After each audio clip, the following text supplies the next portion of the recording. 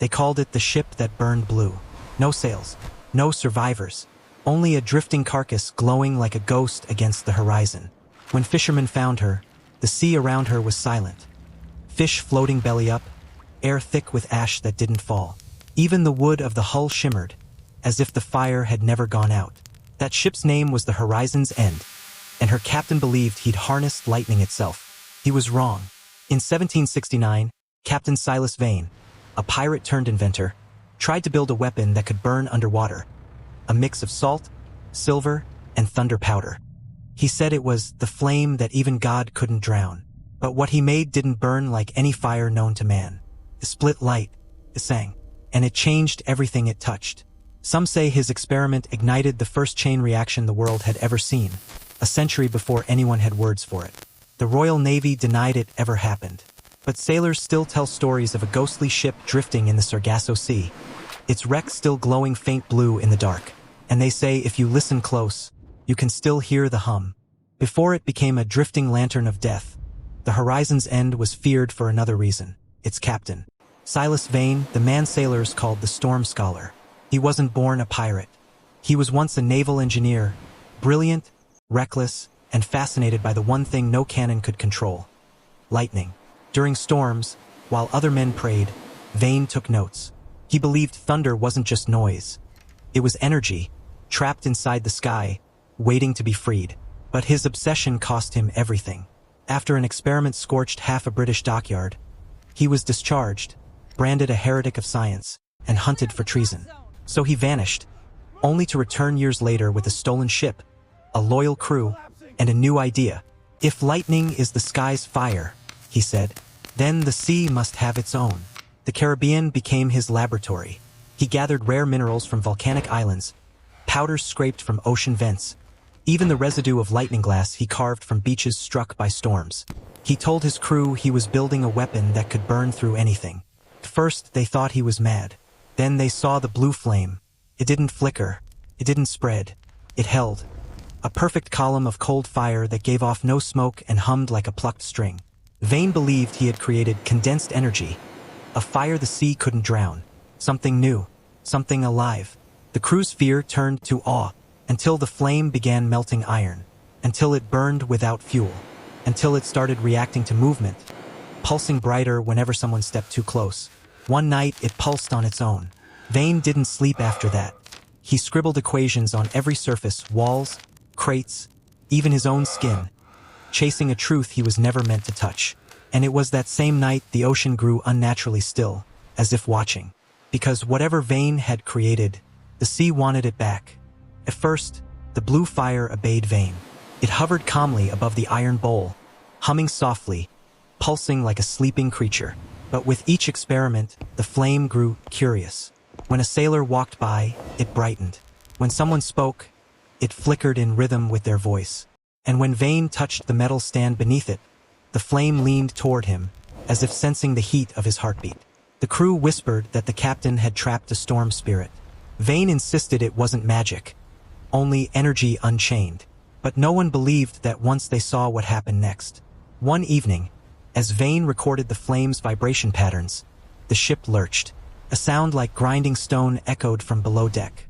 The blue fire didn't dim, it expanded.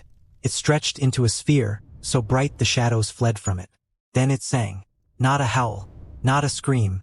A tone, pure, steady, and rising like 1,000 tuning forks vibrating in perfect harmony. The sailors clapped their hands over their ears. Barrels rattled. Glass cracked. Metal buckled. The ship itself trembled under the weight of the sound. When Vane tried to extinguish it with a wet cloth, the water evaporated midair, disappearing in a flash of white mist. The flame did not want to die. Worse, it was changing. It began to split apart. Two blue orbs circling each other like twin stars, each spin faster than the last. The humming deepened into a low, constant roar. The first mate begged Vane to throw them overboard. He refused. He said the reaction was about to reveal its final form. The crew watched in horror as the metal table beneath the flames folded downward, caving in like softened wax. The wood around it charred in rings, glowing with an eerie silver halo. Then came the moment no man would forget. The two flames touched. There was no explosion, No fireball. Only a flash, silent, blinding, that turned the air itself into a shimmering wave, rippling across the deck like heat over desert sand. After the table vanished, nothing on the horizon's end felt real anymore. The crew moved like ghosts, terrified to make a sound, terrified to even breathe too close to the blue flame now pulsing at the center of the ship. Whatever Vane had created, it was evolving. It no longer hovered. It floated freely, drifting through the cabin like a curious eye. Metal bent toward it. Glass vibrated when it passed. The ship's compass spun helplessly as if the North Star itself had been erased. Every hour, the flame changed shape, sometimes a sphere, sometimes a thin line of light that cut through shadows like a blade. And each shape had a new hum, a new tone, as if the thing was learning. Vane watched it all with trembling fascination.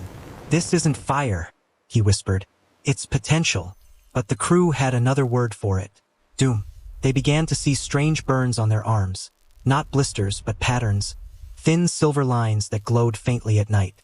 Wherever the flame moved, the wood beneath grew warm, then soft, then brittle, as if aging 100 years in a minute. One sailor reached out with a metal hook to push the flame away. The hook dissolved in a shower of sparks. His hand didn't burn. It turned transparent for a moment, bones visible before snapping back into flesh. He screamed for hours. That night, as a storm gathered on the horizon, the flame drifted outside the cabin for the first time. It floated above the deck, pulsing wildly as thunder rolled across the sky. The storm responded. Lightning struck the ocean, not the mast. The sea glowed electric blue where the bolts landed, as if the water recognized its own kind. Waves rose without wind. The hull creaked, groaning as if being pulled in two directions. The air grew thin, the pressure dropping until men collapsed to their knees. The flame brightened, brighter than any lantern, brighter than the moon, and Vane finally understood. "It isn't reacting to us," he whispered. "It's reacting to the sky." The lightning didn't strike the mast. It struck the flame. For one impossible moment, the entire ship hung suspended in a sphere of white-blue light. Every shadow vanished. Every sound died. Men felt their hearts stop, not from fear, but because the air itself froze. Time stalled. Breath stalled. Even the sea flattened, as if forced still by something too powerful for motion. Then the world exhaled.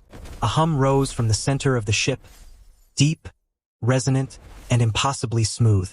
It vibrated through every plank, every bone, every drop of water. Some men claimed it sounded like music. Others said it was the universe tearing. The flame did not explode. It split. Dozens of blue shards shot outward, piercing wood, iron, flesh, but leaving no wounds. Wherever a shard landed, it carved holes in reality itself. Small pockets where light bent and the air shimmered like heated metal. Vane stood at the center, hands outstretched, staring upward as the flame reformed into something larger. A glowing sphere bigger than a cannonball, pulsing like a second sun. He whispered, "Energy unbound, creation without limit." The sphere brightened. The deck turned translucent beneath it. Sailors tried to flee, but their feet sank through the wood as if the ship were turning to liquid light. And then, the horizon's end simply unraveled. Not burned, not shattered, but folded in on itself, vanishing into a collapsing bloom of blue fire. A silent implosion, as if the ship had been erased from existence. When the light faded, nothing remained.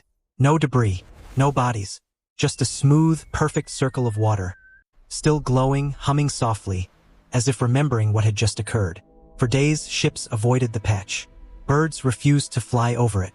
And at night, sailors claimed they could see flickers of blue deep below, like the heartbeat of something trapped.